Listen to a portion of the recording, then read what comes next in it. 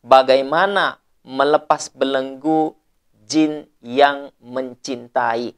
Salah satu penyebab jin merasuki tubuh manusia adalah karena jin itu mencintai manusia tersebut yang dia rasukin.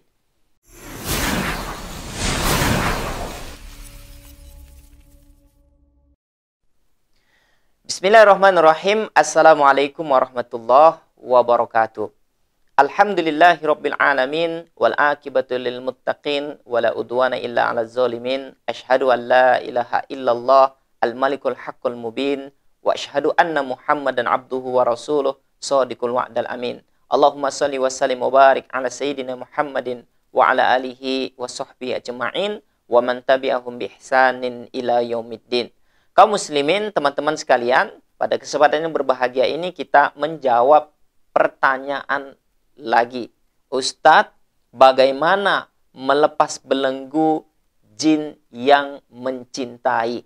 Salah satu penyebab jin merasuki tubuh manusia adalah karena jin itu mencintai manusia tersebut yang dia rasukin. Kalau manusianya adalah dari kalangan wanita, maka yang masuk adalah jin lelaki. Kecuali jinnya jin lesbi ya. Berarti yang masuk adalah jin wanita, masuk ke dalam tubuh wanita juga dari kalangan manusia. Kalau manusianya dari kalangan lelaki, berarti jin yang mencintainya adalah kalangan wanita. Kecuali lesbi. Ada juga jin yang lelaki suka dengan lelaki manusia. Ada juga jin wanita suka dengan wanita manusia. Berarti ini lain konsepnya. Ala kulihal, mereka masuk karena mencintai. Ini adalah salah satu penyebab jin masuk ke dalam tubuh manusia. Maka jangan kita melakukan sesuatu yang disukai oleh jin sehingga akhirnya mereka jatuh cinta kepada kita. Apa yang disukai oleh kalangan jin sebetulnya dalam Islam itu sudah diajarkan. Rasulullah SAW itu selalu memerintahkan kita untuk melakukan sesuatu yang bertolak belakang dengan kebiasaan syaitan. Salah satunya minum, makan, nggak boleh pakai tangan kiri. Kenapa? Karena Rasulullah SAW mengatakan bahwa syaitan itu makan pakai tangan kiri, minum pakai tangan kiri. Maka, tapi Ustadz saya memang kidal. Ya, boleh Anda melakukan apapun dengan menggunakan tangan kiri. Tapi ketika Anda mau makan, maka rubahlah agar Anda makan menggunakan tangan kanan, minum tangan kanan. Begitu juga harus diawali dengan doa. Semuanya harus dilakukan dengan doa. Contoh, ketika makan harus doa, ketika minum harus doa, melakukan apapun harus dengan doa. Bahkan Rasulullah SAW mengatakan, siapa yang makan, yang kemudian dia terlupa membaca doa, maka kemudian di tengah dia makan, dia ingat bahwa dia belum baca doa, harus membaca doa. Ya, Bismillahi awaluhu wa akhiruhu, kan gitu. Maka Rasulullah SAW mengatakan, syaitan akan memuntahkan kembali apa yang sudah dia makan. Artinya kalau kita makan tanpa mengucapkan Bismillah, maka syaitan ikut makan bersama kita, ikut kenyang bersama kita. Maka hati-hati, ya. Semua harus kita lakukan agar kemudian syaitan tidak menyukai kita. Kenapa syaitan menyukai kita? Karena kita melakukan kebiasaan-kebiasaan yang sama dengan mereka. Seperti tidur juga nggak boleh di setelah subuh dan sebelum maghrib. Jadi habis asar ke maghrib tuh nggak boleh tidur. Habis subuh ke sampai matahari terbit itu tidak dibolehkan juga untuk tidur. Jadi waktu-waktu itu gimana? Waktu-waktu itu adalah waktunya kita harus memperbanyak zikir. Zikir, kenapa ada zikir pagi dan petang? Karena zikir pagi dan petang itu diamalkan kalau pagi habis subuh sampai terbit matahari. Kalau petang berarti diamalkan zikir pagi dan petang waktunya adalah habis asar sampai maghrib.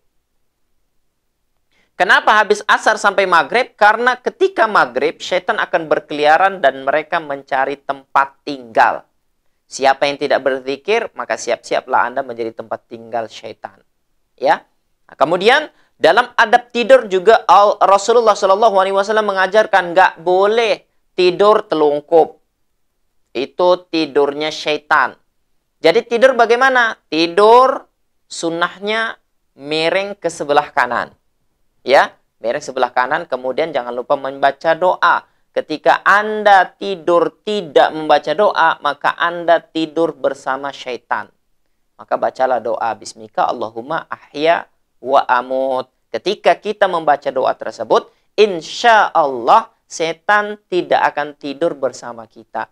Kalau setan tidak punya ruang bersama kita, ketika kita makan, dia nggak dapat makan karena kita membaca doa. Ketika kita masuk rumah, dia nggak dapat rumah, nggak dapat tempat tinggal karena kita masuk rumah membaca doa. Ketika kita naik kendaraan, kita baca doa, akhirnya dia harus jalan kaki, kan gitu, nggak pakai kendaraan, ya, akhirnya capek. Atau kemudian ketika Anda tidur, Anda membaca doa, akhirnya mereka nggak mendapatkan tempat tidur. Akhirnya setan itu akan senantiasa tersakiti bersama kita.